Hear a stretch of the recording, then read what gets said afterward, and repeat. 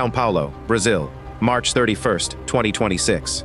12 years behind schedule, a train finally glides along a concrete beam above one of the most gridlocked cities on Earth. No driver, no overhead wires, no diesel. A 5-car train, riding silently on its own batteries, linking one of Brazil's busiest airports to the rail network below. For decades, trains in the sky were the business of a small club of Japanese and German engineering giants. This one was built by a Chinese company the world knows for something completely different: electric cars. BYD, the company that in 2024 out-earned Tesla, owns a monorail business. Almost nobody talks about it. They should, because this was never really about rail. That company is BYD, short for Build Your Dreams. In 2024, it sold more than 4.2 million vehicles and booked around $107 billion in revenue. Most coverage stops at the cars and the batteries.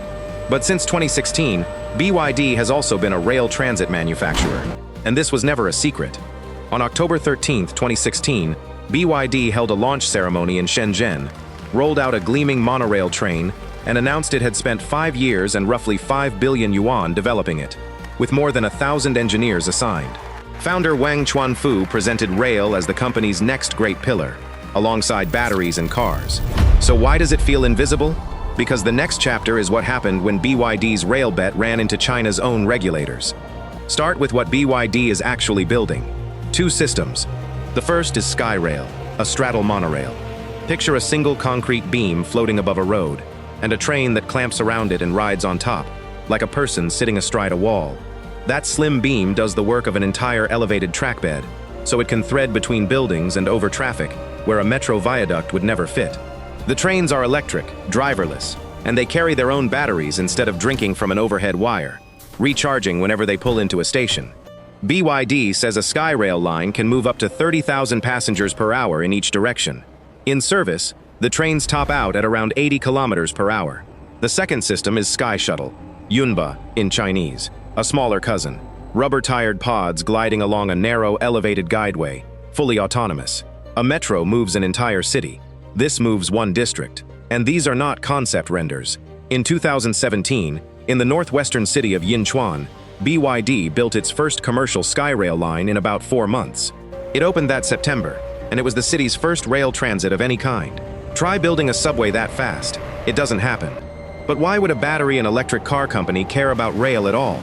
The answer changes how you see the entire company.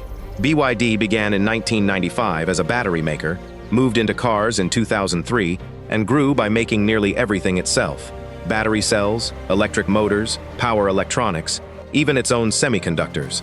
Along the way, it learned something important from its first transport product, the electric bus. Cities don't just buy vehicles. They buy systems. Rail is that lesson taken to its conclusion. A monorail line is essentially a fleet of electric vehicles with their road built in. Batteries, motors, control chips, all things BYD already manufactures. Every line it sells feeds its own factories. And the market BYD chased was very specific. China's megacities already had subways. The mid-sized cities, 1 or 2 million people, growing fast, choking on traffic, could never afford metro prices or metro timelines. SkyRail aimed straight at that gap, a fraction of the cost of a subway, built in months, elevated so you don't demolish neighborhoods. In 2017, Wang Chuanfu claimed the technology could eventually serve more than 200 Chinese cities, a market he measured in trillions of yuan. More than a dozen cities signed agreements. On paper, this is how you build a rail empire. In reality, it ran into a wall no engineer could fix. Late 2017, Beijing looked at China's infrastructure boom and saw a debt bomb. The National Development and Reform Commission, the state's powerful planning agency, froze subway approvals in several cities. Projects in Baotou and Hohhot were scrapped entirely. And BYD's monorail got caught in the same net. That December, in the city of Hengyang, work on a BYD SkyRail line was halted by regulators less than a month after its own groundbreaking ceremony. The project had been labeled a tourism line, which had let it skip national review. Nobody in Beijing was amused. In July 2018, the State Council raised the bar for building urban rail. 3 million residents, 300 billion yuan of GDP, 30 billion yuan in annual fiscal revenue. It also explicitly banned labels like tourism line being used to dodge oversight. Sensible, maybe, until you notice that the city's SkyRail was designed for were precisely the ones that now failed the test. Bengbu finished most of a 5.7-kilometer test line and was never permitted to open it.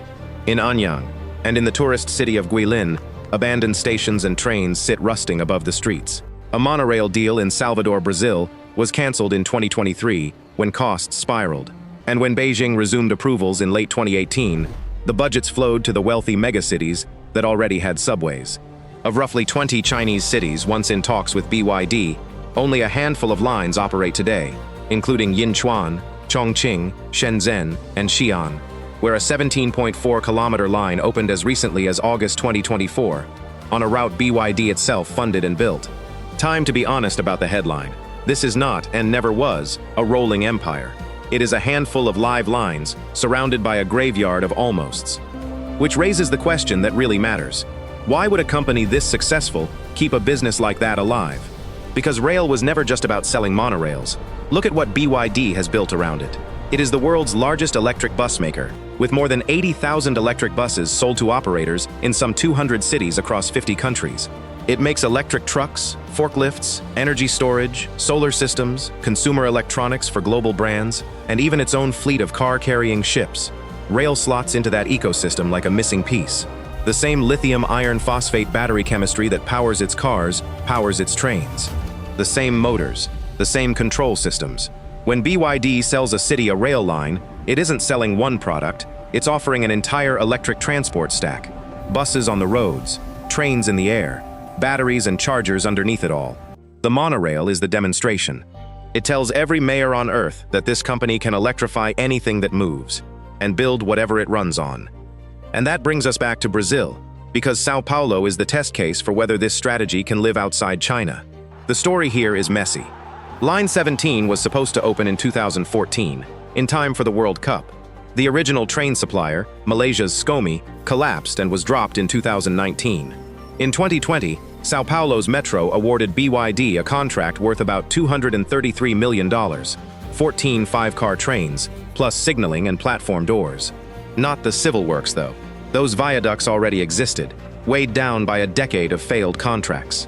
On March 31, 2026, the first 6.7 kilometers finally opened, connecting Congonhas Airport to the city's rail grid with a limited shuttle service. Full service is expected around October. Once it is, the line is projected to carry around 100,000 passengers a day, and the state has already ordered studies for an extension. This is the first BYD rail line to operate outside China. Now the industry's question is simple: does it work? Because if it does, there is a long queue of congested megacities, from Lagos to Jakarta, that need exactly this: cheap, fast, elevated, driverless transit, from a company whose cash pile lets it wait out the politics. So what are we actually looking at? There are two honest ways to read this.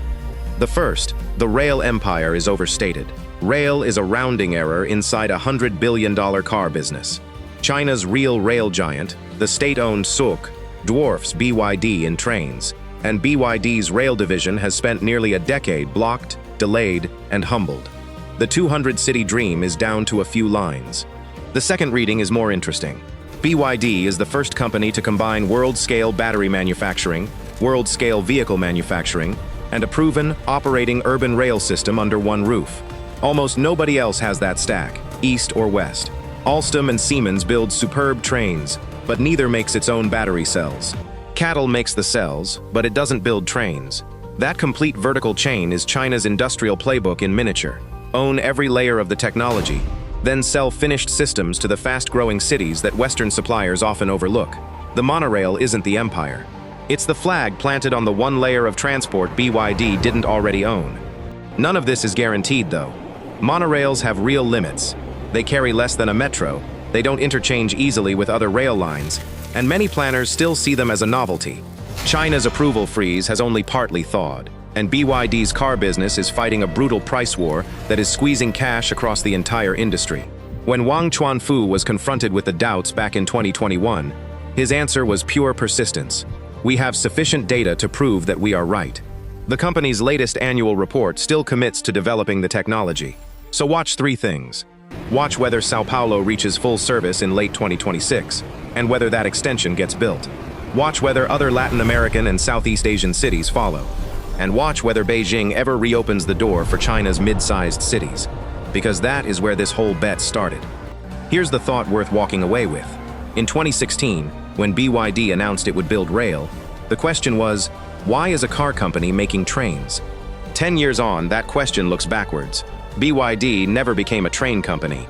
It became something we don't yet have a name for. A company that makes the energy, the vehicles, the electronics, the ships that carry them, and now the elevated tracks they run on.